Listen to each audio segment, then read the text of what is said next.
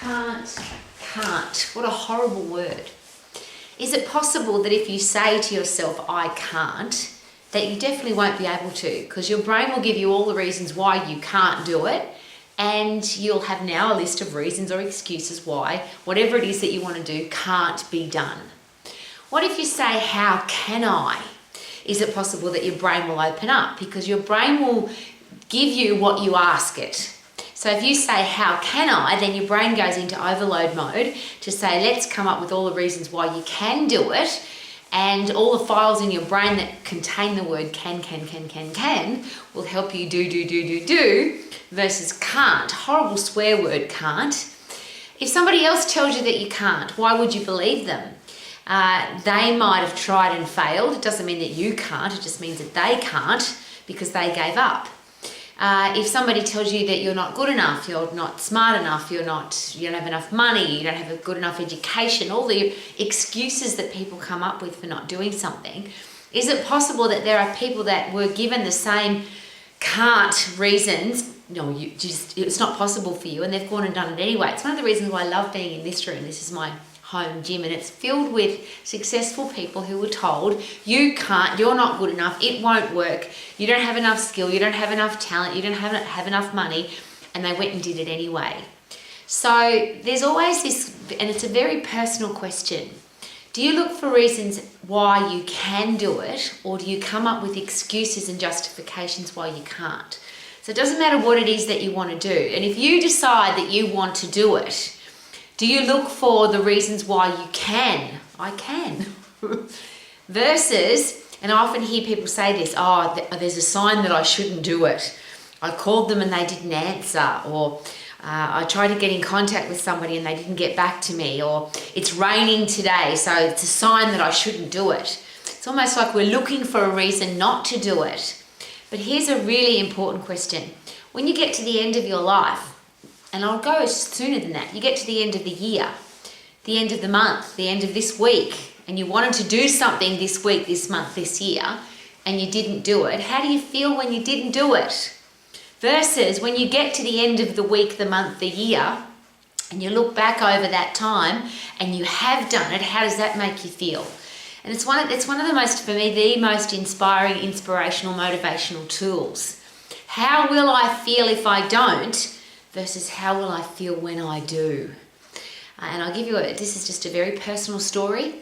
I was told that I was too big to compete in marathon running and too small to compete in bodybuilding. And I was told in the same year that I couldn't do both. You can't. One of my driving forces, and it's not that I want to prove to people to be wrong, but I love proving people wrong. I love it when people say to me, you can't, and I go and do it anyway.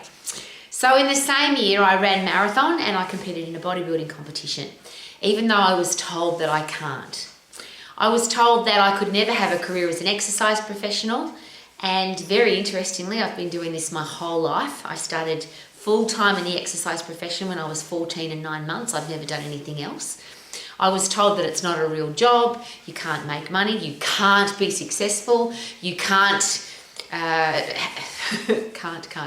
really hate that word. And everybody that said that, they were wrong. I don't need to prove them wrong, they were just wrong. Because are there people that have successful careers in the exercise profession? And of course the answer is yes. Are there wealthy gym owners? Yes. Are there people who have home exercise studios? Yes. Are there people who have online exercise businesses? Yes. There's a lot of people who say that you can't, but that's just not true, because you can. So it doesn't matter what people say to me, it can't be done. I just refuse to use that word, and I'm asking you to do the same. Not for other people, but for yourself. If somebody says to you, you can't, and it's something that you want to do, you could block your ears and just not listen, or you could reverse the can't into how can I? Ask them, rather than tell me I can't, let's work out how can we? It's called solution finding, critical thinking, plan for the future. Open up your brain to think for itself, which is how can I? And it's a simple tool. Rather than use the word can't, and I would suggest take that horrible, disgusting word out of your vocabulary and replace it with how can I?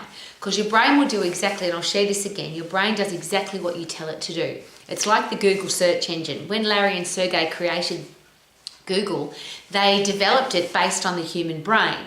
When you type something into your own brain, you type the words in, you choose the words, then all the files in your brain go into overload to give you the answer that you've asked for. That's how Google works, that's how the human brain works. So if you tell your brain, I can't, you definitely won't be able to.